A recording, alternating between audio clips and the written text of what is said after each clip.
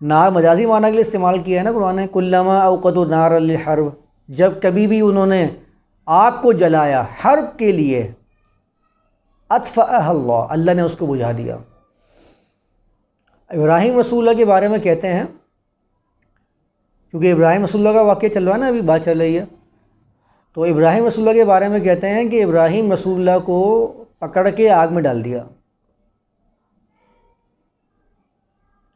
ابراہیم رسول اللہ کو پکڑا، کہا کہ بھئی یہ جو ہے نا یہ تمہارے بتوں کے بارے میں بڑی سازشیں کر رہا ہے، حرقوہ، جلا دو اس کو۔ کون کہہ رہے ہیں؟ اس نقطے پہ بھی غور کرنے کی ضرورت ہے۔ حرقوہ کا حکم دے کون رہا ہے، کس کو دے رہا ہے؟ یہ پورا واقعہ ہے نا کہ ابراہیم اپنی قوم کے اندر ہیں اور پورے قرآن نے بیان کیا ہے، قوم کے لوگ مشتعل ہو جاتے ہیں، بھئی کون ہے، کس نے کہی ہے یہ بات؟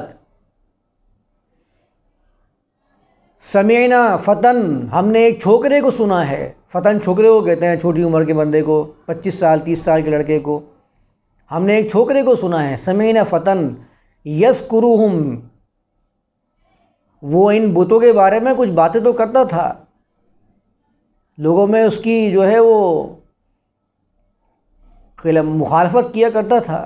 یقال لہ ابراہیم، اس کو ابراہیم کہا جاتا ہے۔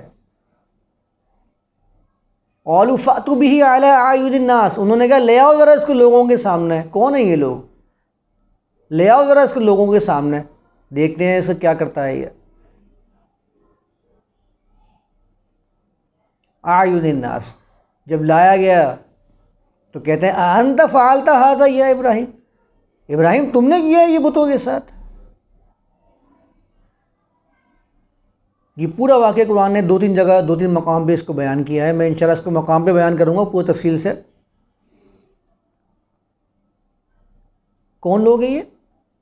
مذہبی پیشوا، مذہبی ٹھیکیدار۔ کہاں کے؟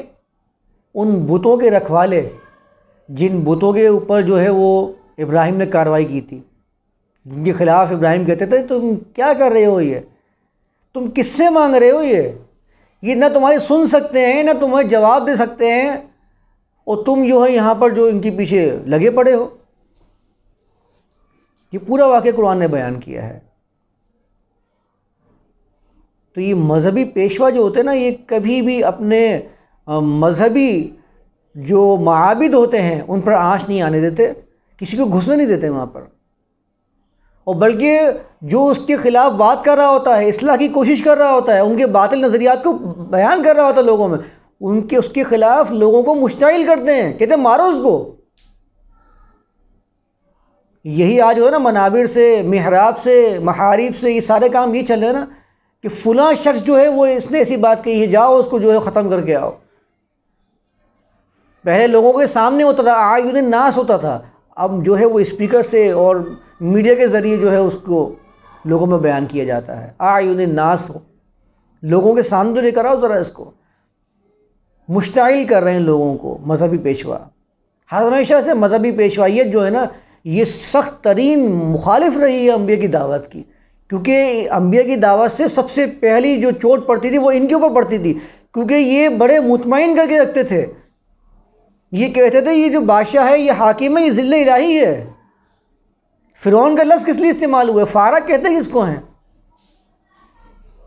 فارا سے فرعون بنا تھا نا، فارا تو کہتے ہی اس کو تھے جو سورج دیوتا کے جو اوتار تھے، سورج دیوتا ان کے جو یہ اوتار تھے، ان کے رکھوالے تھے یہ، اس سے ہمارے یہاں ذل الہی کہا جاتا تھا۔ تو فرعون کے خلاف تو بغاوت ہو سکتی ہے، مذہبی پیشوائیت کے خلاف بغاوت بہت مشکل ہوتی ہے، ذہنی غلامی میں جکڑا ہوا ہوتا ہے۔ اپنے پاس سے اگر کسی کو بھگا دیا تو وہ ڈرتا ہے، خوف میں آ جاتا ہے۔ قرآن تو کہتا ہے کہ خوف جو ہے یہ غضب خداوندی ہے۔ ہمارے یہاں تو ہر وقت خوف میں لگتا ہے، فلاں کام نہیں کرنا، خوف، فلاں سوال نہیں کرنا، خدا ناراض ہو جائے گا، عذاب آ جائے گا تمہارے اوپر۔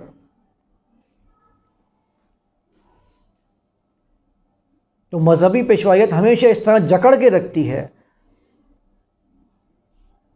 ذہنی وہ جسمانی غلامی سے تو انسان بیڑیاں توڑ دیتا ہے، بغاوت کا عالم جو ہے بلند کر کے باہر نکلنے کی کوشش کرتا ہے، ختم کرنے کی توقع کرتا ہے۔ مذہبی پیشوائیت جو ہے وہ ذہن پہ ایسا کیپچر کر لیتی ہے انسان کو کہ وہ وہاں سے نکلنا اپنی تباہی کا سمجھتا ہے کہ میں تباہی میرا مقدر بن جائے گی اگر میں یہاں سے نکل گیا۔ ان کے ہاتھ پاؤں جوڑتا ہے کہ آپ مجھے اپنی جماعت سے نہ نکالیں، کہیں ایسا ہو کہ آپ نے مجھے نکال دیا تو خدا مجھ سے ناراض ہو جائے۔ تو یہ تھی مذہبی پیشوائیت۔ یہاں پر بادشاہت کا کوئی تصور سامنے نہیں آ رہا۔ حرقوہ وانصروا آلہتکم، جلا دو اس کو، وانصروا آلہتکم، اپنے الہوں کی، اپنے معبودوں کی مدد کرو تم اگر تم کرنے والے ہو۔ وانصروا آلہتکم ان کنتم فاعلین۔ اچھا یہاں تک تو قرآن نے بیان کیا ہے، تینوں مقامات پہ صرف یہاں تک بیان کیا۔ اس کے آگے اللہ نے یہ بیان نہیں کیا کہ وہ منجنیق کے اندر جو ہے وہ ابراہیم کے لیے آگ جلائی گئی، وہ آگ اتنی طویل آگ تھی کہ آسمان سے گزرنے والے پرندے جل کے مر جایا کرتے تھے۔ اس آگ کے قریب بھی پتہ نہیں، وہ تو کچھ لوگ تو فاصلے بتاتے ہیں نا، اتنے میل کا فاصلہ تھا جیسے کہ وہ ناپ کے آیا تھا۔ وہ کچھ تو ایسے بھی لوگ ہیں ہمارے یہاں قصے کہانی سنانے والے، اتنے میل کا فاصلہ تھا جہاں پر ابراہیم کی آگ کے قریب بھی نہیں جایا جا سکتا تھا۔ تو ان کو کیا ہوا، ایک منجنیق کے اندر بٹھا کر ان کو وہاں سے پھینک دیا گیا۔ وہ بھائی کس طریقے کا تصور پیش کیا جا رہا ہے؟ ابراہیم کو وہاں سے اٹھایا، بٹھایا اس کے اندر، وہاں سے اٹھا کے وہاں پھینک دیا گیا ابراہیم رسول اللہ کو۔ جب وہ آگ میں ان کو پھینک دیا گیا تو اللہ نے فرمایا قلنا یا نار کونی بردن وسلاما علی ابراہیم، ہم نے کہا اے آگ ٹھنڈی ہو جا اور سلامتی والی ہو جائے ابراہیم کے اوپر۔ اب ہمارے ہاں جو دانشور حضرات ہیں نا، اب وہ اس کے اوپر پورے خطبے چل رہے ہیں جمعے کے، بھئی بردن بھی کہا ہے اور سلامتی والی بھی کہا، تو بردن اور سلامتی والی میں کیا فرق ہے؟ فرمایا ٹھنڈی ہو جائے، اتنی ٹھنڈی نہ ہو کہ ابراہیم جو وہ ٹھنڈ سے سکڑ جائے۔ او بھائی کہاں جا رہے ہیں، کہاں جا رہے ہیں لے کے امت کو؟ قرآن نے تو کہیں بیان نہیں کیا کہ انہوں نے آگ میں جو منجنیق میں ڈالا، تو آپ کے خود ساتھ نظریات ہیں۔ مجھے قرآن کا کوئی ایک مقام دکھا دیا جائے جہاں پر ابراہیم رسول اللہ کے بارے میں قرآن نے بیان کیا ہو کہ لوگوں نے ان کو اٹھا کر آگ میں ڈال دیا تھا۔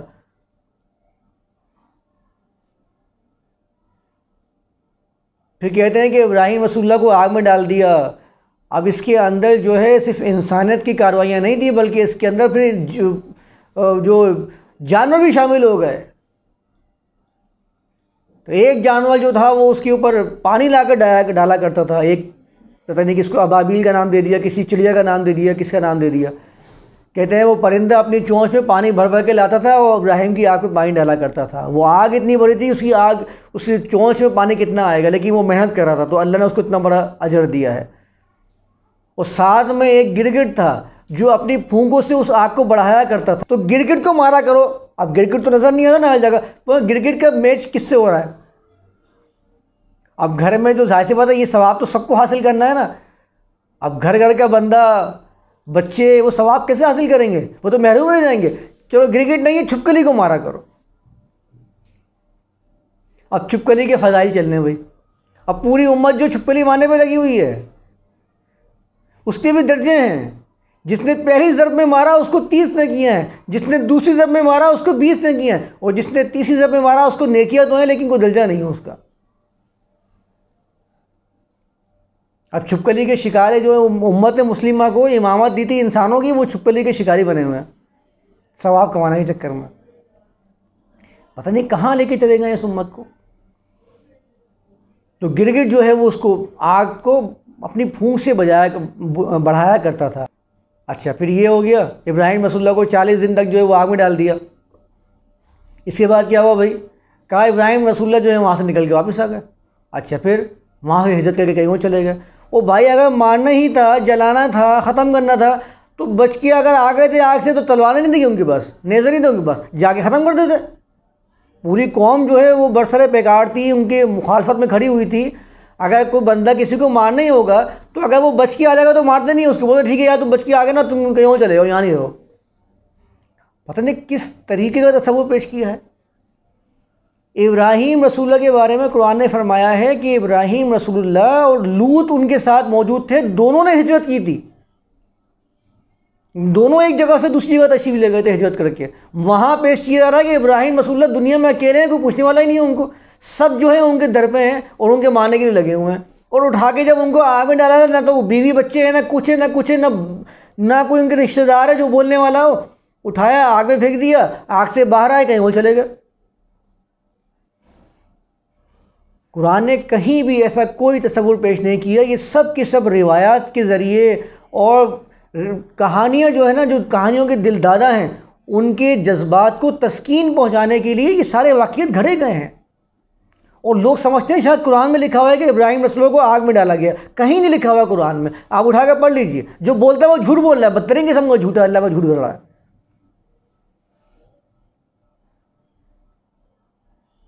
وہ آگ کون سی تھی؟ میں نے بتایا نا, نور و نار دونوں مجازی معنی میں استعمال ہوئے ہیں. تو اللہ فرماتا ہے کہ جب آپ نے کہا قلنا یا نار, ہم نے کہا اے آگ, تو یہ وہ آگ تھی جو بھڑکا رہے تھے لوگوں کے درمیان, جو وہ اشتعال انگیز کر رہے تھے لوگوں کو, عداوت کی آگ, جس کو اللہ فرمایا کلما اوقدوا نارا للحرب, جب کبھی بھی انہوں نے آگ کو بڑھایا ہے حرب کے لیے, اللہ نے اس آگ کو بجھایا ہے.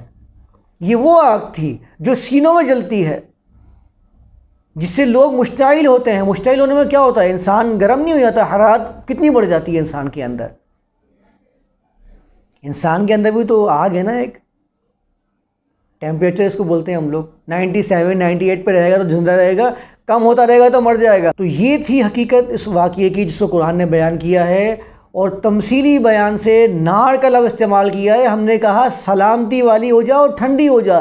ان کے اندر جو اشتعال بھڑک رہا ہے, اس اشتعال کو ٹھنڈا کیا, اور پھر وہ معاملہ ایسا ہو گیا کہ وہاں پر ابراہیم کے لیے سلامتی ہو گئی. انہوں نے وہاں ماحول دیکھا سازگار نہیں ہے, لوگ میری بات نہیں مان رہے, اپنے ساتھیوں کو لیا اور کہیں اور چلے گئے. قرآن نے تو ساتھیوں کو ذکر کیا نا, قد کانت لکم اسوۃ حسنۃ فی ابراہیم والذین معہ, پچھلے سیکشن میں بیان کیا تھا میں نے. ابراہیم اور ان کے اوپر ایمان لانے والوں کی زندگیاں کیا ہیں؟ اسوہ حسنہ ہیں, اسوہ ممتنع کی آیت ہے. تو ان کے ماننے والے تھے نہیں کہ جو بچانے والے ہوں آگ سے. ان کو آگ میں ڈالنے کے لیے اتنی محنت تگودو کی جا رہی ہے, ہتھیار کہاں گئے؟ چاقو, تلوار, نیزے, وہ کہاں گئے؟ اس زمانے کی تاریخ کے مطابق جو بدترین سزائیں تھیں وہ کہاں گئیں؟ یہ کون سا طریقہ ہے کہ 40 دن 50 دن آگ کو بھڑکا رہے ہیں اور محنتیں کر رہے ہیں؟ او بھائی محنتیں کیوں کر رہے ہو ایک بندے کے لیے؟ ختم ہی تو کرنا ہے. ایک بندے کے لیے اتنی محنتیں ہو رہی ہیں, وہ لکڑیاں کہاں سے آ رہی ہیں؟ کہ پورے جنگل جلا دیا تھا؟ منجنیق تیار کی جا رہی ہے, اس میں ڈال کے پھینکا جا رہا ہے, اور پھر فائدہ کیا ہو رہا ہے اس کام کو جو آپ نے کیا ہے؟ بچ کے تو واپس آ گئے. یہ پیش تو یہ کیا تھا نا, بچ کے واپس آ گئے تھے.